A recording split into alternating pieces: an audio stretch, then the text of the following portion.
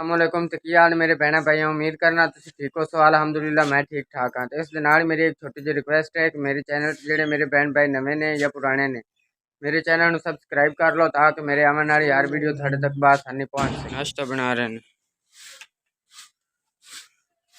मेरी सालन की है। सालन पे तो रात वाला। अच्छा सिर्फ कल्ले आलू पक्के होने। हाँ जी। अस्सलामुअलैकुम मेरे दिया पुत्रा की हाल ने उम्मीद करनी आज तुसी ठीक ठाक हो सो जी ते अम्मी जी और वाट चौक लेंदा ते अम्मी और कपड़े धो रहे हैं।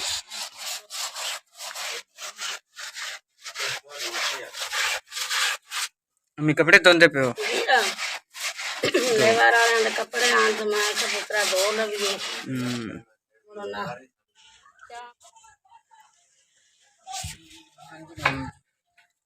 अम्मी गई है दवाई लेवन। मैं सोचा चल सालन मैं ही पका लवा क्योंकि हुण अम्मी की गैर मौजूदगी च मुड़ कुछ न कुछ तो करना ही है। लेबर वाले ने रोटी भी लैके जानी है। अज इतने छां का इंतजाम किया है। मैं क्या अम्मी इतने बैठी होंगी धुप ते चलो छां तो हो गई। अम्मी और आ गए दवाई लैके वापस तो हुण चाह पका रहे ने। अच्छा अम्मी जी खंड पत्ती पाओ। हाँ जी दूध पा छड़े। हाँ जी ठीक हो हम चीनी पत्ती पाऊंगा पुत्तो धुप बड़ी बहुत ज्यादा लगी खड़ी। ठीक है तो शाबाश है जेड़ा छान जा बना छड़े तो छपरी बना दी भला हो। अम्मी वास्ते अज मैं जी छत का इंतजाम किया ते अम्मी बड़ी खुश हुई पर फिलहाल उन्होंने धुप तो ही बहना पिया क्योंकि हुण इदू सूरज इधर लगा खुलता न सामा इस वजह तो। खंड पत्ती पा दी अम्मी जी। अच्छा अम्मी जी तो चाह तैयार हो गई। हाँ जी तैयार हो गई। तो हुण अम्मी कोई चीज चाहिए तो नहीं। चाय दी थर्मस डाल कप हो गए तैयार थर्मस डाल लिया तो अच्छा ये लेवर वाले वास्ते ठीक हो गई चाह तैयार हो गई। हाँ जी जी थर्मस में अम्मी को लिया के रख दिता। पाओ अम्मी जी चाह लेबर वाले वास्ते मुड़ो न तक मैं चाह लैके जावा। ठीक हो गया पा देनी।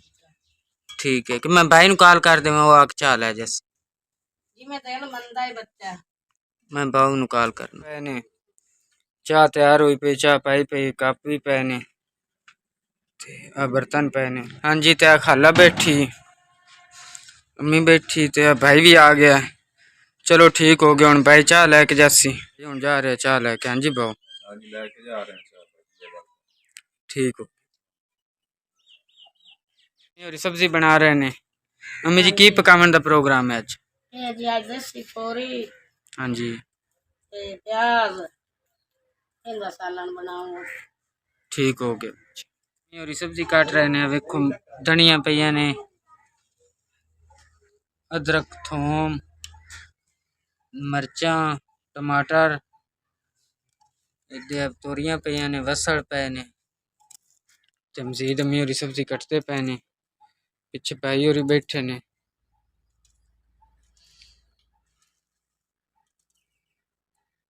अलार्म लगा है माशाअल्लाह। कच्चे घर का माहौल है साडा।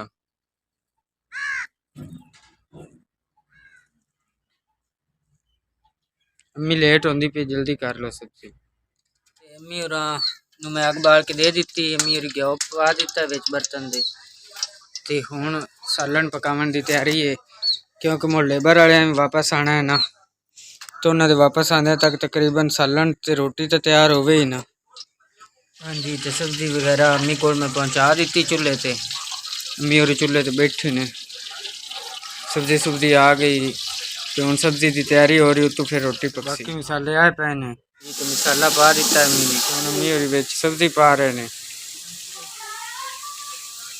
मसाला भुज गया उस पीछे अम्मी और सब्जी पाई बिच अम्मी और सालन पकाई खुद ने। हाँ जी अम्मी जी कितनी एक देर है सालन 10 मिनट है। ठीक हो गया अम्मी और कहते हैं कि 10 मिनट पे ने सालन पकन ते इस दे नाल जिस मेरे बहन भाई ने रोटी खानी बिस्मिल्लाह आके खा सकते हो। ते शाम हो गई काफ़ी तो इस दे नाल मैनू इजाज़त दो इंशाअल्लाह कल मुलाकात होती। खुदा हाफिज़।